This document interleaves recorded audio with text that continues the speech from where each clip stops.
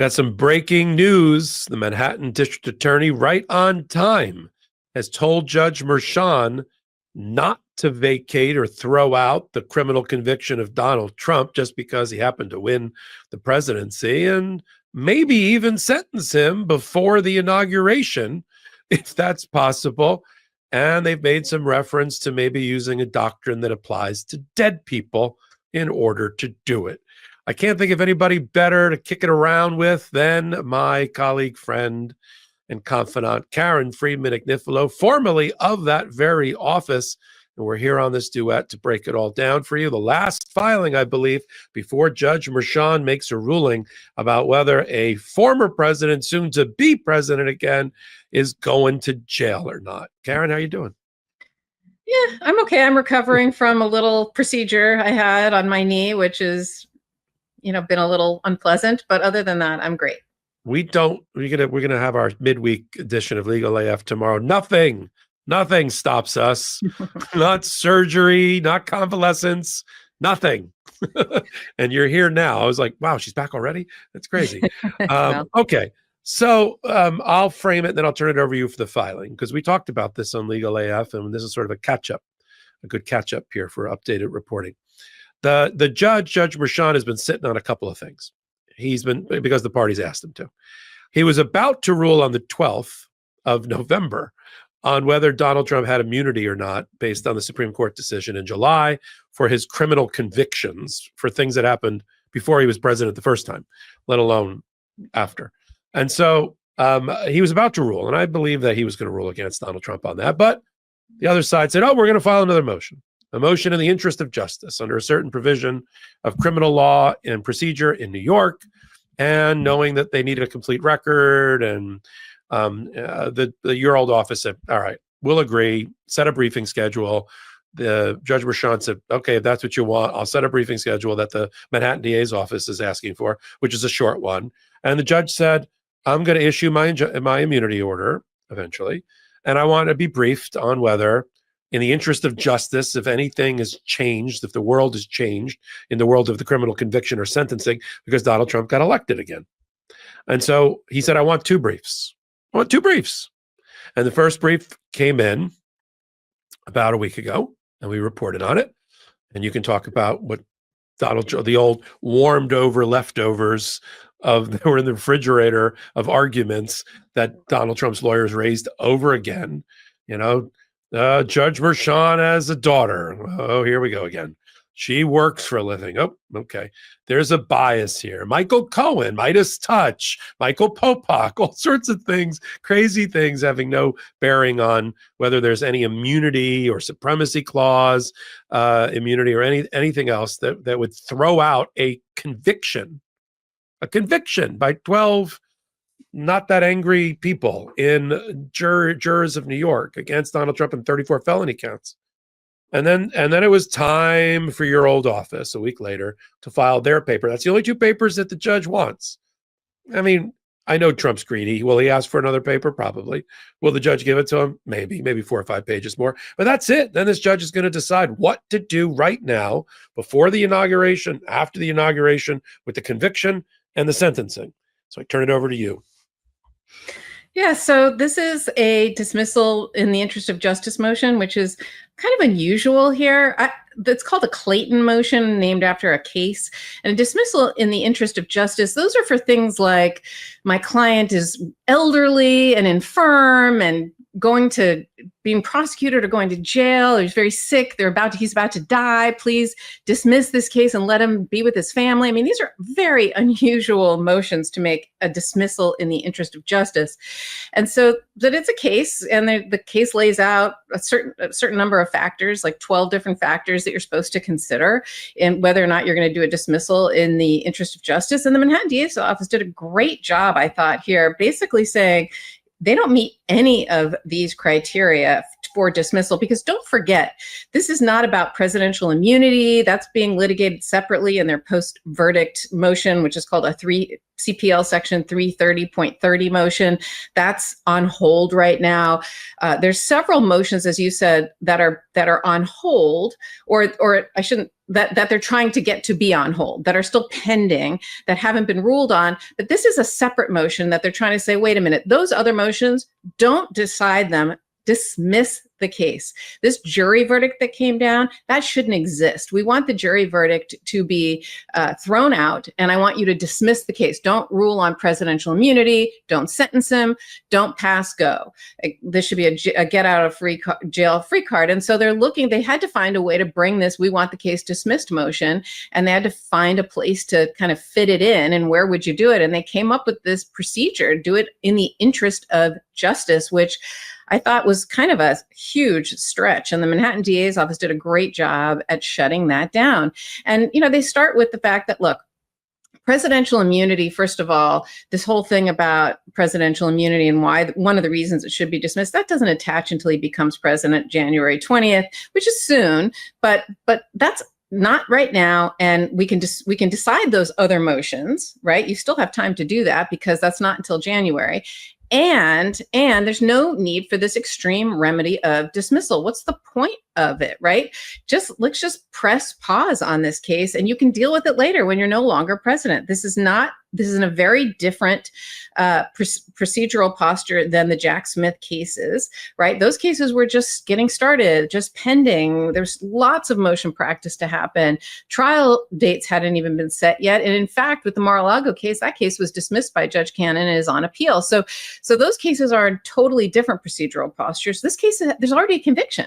And they say that there's already a conviction here because there is. And so this is just a matter of sentencing and some motion practice that's been fully briefed, right? All that other motion practice on presidential immunity and whether it applies here, all of that's been fully briefed. Just a matter of ruling on that and appealing it, obviously, and sentence. No, we can wait until after he's president to address those things. Why would you disrupt the jury verdict that happened here in order to do this very extreme remedy of dismissal? And they said, look, the Clayton or interest of justice motion, it has to be a compelling factor for dismissal. And they list all of the various things that you're supposed to consider. How serious is the crime? How much harm was caused by the crime? How strong is the evidence of guilt? The history, character, and nature of the defendant. That's my favorite section of this motion. We'll talk about in a minute. And what's the purpose of imposing a sentence on the defendant? What would the impact of the dismissal be? And how does the complainant feel about it? And any other relevant factors. It's sort of this general catch-all interest of justice motion. Like I said, I've responded to many of them, and none fit into this category. And so they basically, they really kind of hit every factor and talk about, this is a very serious case. And this is something that matters a lot. And, for Trump to say something like, oh, this is my first time I've ever been convicted of a crime. I have no criminal history. And also I've done so much great public service. Well, guess what? That applies to every political figure, like Mayor Adams of New York City, for example, who's being accused of a crime. Every public corruption case is usually first, no criminal record and history of public service, right? That doesn't matter. Obviously, it's a factor, but that's no reason to dismiss a case. And also, this was for unofficial conduct, right?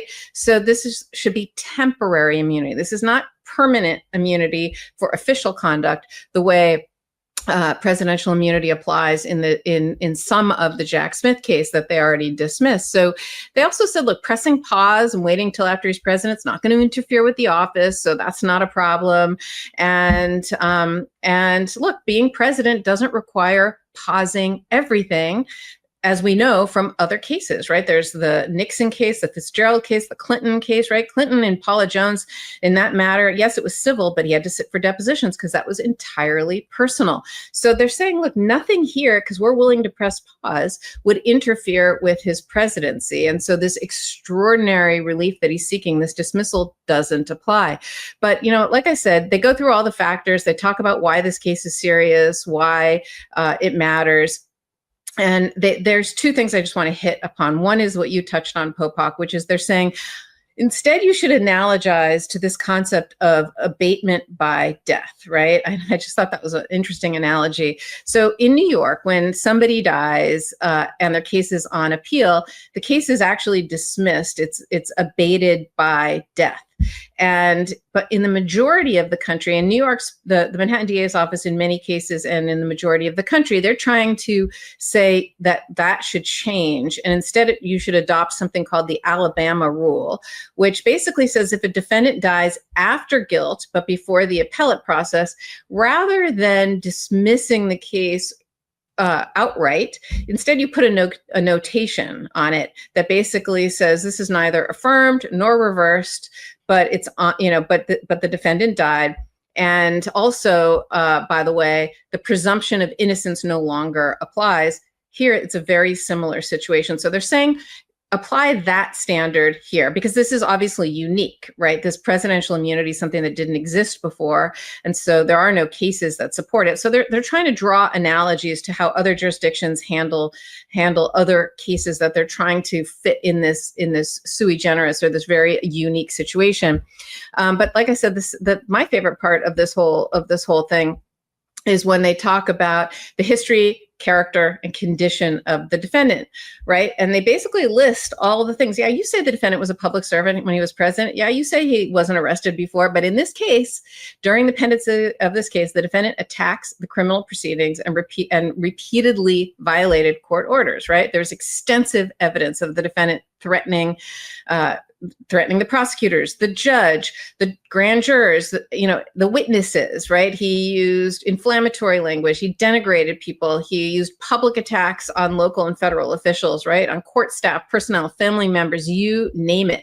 And this pattern, and he talked about Judge Engoron and attacking Judge Engoron and his family members. He talked about Letitia James. They even talked about E. Jean Carroll and what he did there. They talked about the death and destruction comment that he made, calling for the whole death and destruction, and then the baseball bat to Alvin Bragg's case, calling the grand jury human scum, just all the things that they did over and over again. And they really outlined it, I thought, and reminded people of how the defendant comported himself and actually how atrocious and outrageous it was, and how the judge here had to hold him in contempt 10 times, how they threatened Jack Smith, his wife, his sister-in-law. I mean, when you think about it, like I always say this, any other defendant in any other situation would have been incarcerated immediately and not allowed to continue on this campaign of just lawless behavior. So there's nothing about his behavior or the nature of who he is that requires dismissal. In fact, it's the opposite. So I thought they did a really great job doing all of that and really shutting down these arguments. Yeah, I don't think the judge is going to buy any of this. I think the judge has about 3 different decisions that he has to make, Judge Merchan. I think the first one is, when is he going to sentence, not if he's going to sentence. I think he'll quickly conclude that he's not going to vacate or throw out a conviction by 12 jurors who worked, tirelessly through a lot of headwinds and turbulence created by Donald Trump himself around the trial, where they were getting attacked, the process was getting attacked, the judge was getting attacked, and everybody was getting attacked. But yet they came up with a way. We sometimes shorthand it by saying he was convicted of 34 felony counts. He has 34 convictions, one each, for business record fraud and in furtherance of a second crime. And it is unprecedented. And they like to say, oh, we've never had a incoming president-elect and then president. Yeah, we never had a criminal president or criminal candidate be elected again to the presidency. But you have to carefully go through the immunity decisions. I think they did a good job at picking that out. They said there is no president-elect immunity, so let's forget that. But we're going to so judge either sentence before Jan 20, which you could do, but we understand that the actual start of the sentence, whatever you impose if it's jail time, would start after the 4 years. Time heals all wounds. Time resolves temporary immunity. Just wait 4 years. They also said in their paper that, and they're right about this, there's a speedy trial, Sixth Amendment concern, that yes, the defendant can waive it, but public justice demands that there be the imposition of a trial, a sentence at the end of a trial. The people don't think, oh, that was it. There was a trial. There's no sentence. I mean, for both sides of the equation, you're supposed to want to have a sentence. So impose it, but delay it, abate it. That's one thing you could do. Or they said, make a note. You could terminate the proceedings, but which is back to your Alabama rule or your abatement by death, and make a note that says the verdict stands, and the sentencing will be postponed until a later time. Pick up with it 4 years from now. That seems like in a time we can't wait for it to be over. It hasn't even started yet. His next presidency, but it will be over. I've been involved with cases that have gone on almost 9 years. It's just in the civil matters. So what I think the judge is going to do is I think Trump's going to ask for another piece of paper because he's greedy. I think the judge, just to have a clear record, will probably go, all right, 5 more pages. Then he's going to rule on the immunity. No, there's no immunity here for you. He's not going to find intra-agency supremacy immunity. He's not going to find any of these things justify taking a jury verdict and ripping it in half and throwing it away just because you happen to win the presidency. There's nothing in there that says that. And the only issue is that everybody seems to agree that he's not going to go to jail during the presidency. And so the sentencing can be after the presidency. And to the argument that Donald Trump invariably has made, which is, I can't have the shadow, the public condemnation of serving time hanging over my administration for 4 years. There's also nothing in the books that says you use a magic eraser or a time machine to resolve the issue as he's going into the presidency that already happened. He's already been subject to scorn and public ridicule because he got convicted 34 times. There's no etch-a-sketch that solves this problem just because he became the president. And so I think that gets quickly dispatched. I mean, this brief, even though it was a little bit longer than I thought it would be, there are, like, as you said, like 8 or 9 factors that have to be analyzed. And by the time they were done analyzing it, including the one where they've outlined all the ways, as you said, he violated the rules of the court, public justice, attacked everybody, which we knew would show up. And then they had a nice section where they outlined all the evidence against Donald Trump, all the Michael Cohen testimony corroborated by other people, all the documents, all the witnesses, because it just shows you the strength of the conviction. Because again, this is a unique motion brought under in the interest of justice, and which has that factor analysis.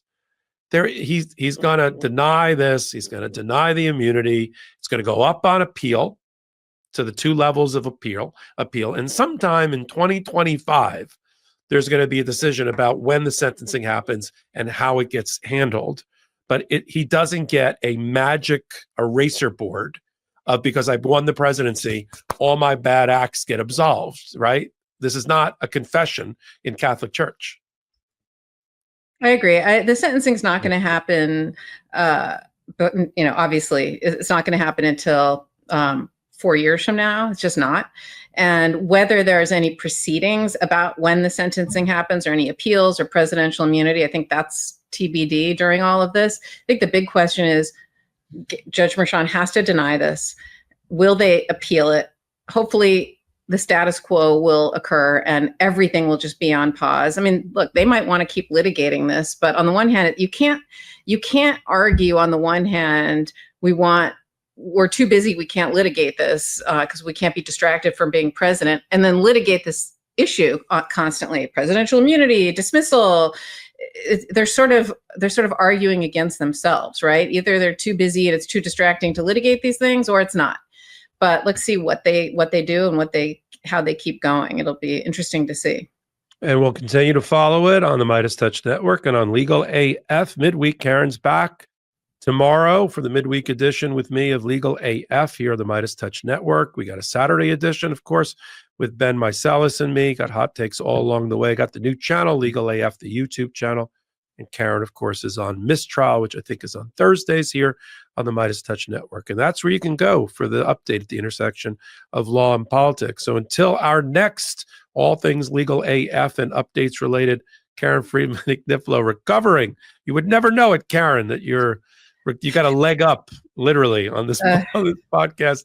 And we'll see you tomorrow along with our audience. And Michael Popak, Karen Friedman, Nick Niflo signing off. In collaboration with the Midas Touch Network, we just launched the Legal AF YouTube channel. Help us build this pro-democracy channel where I'll be curating the top stories, the intersection of law and politics. Go to YouTube now and free subscribe at Legal AF MTN. That's at Legal AF MTN.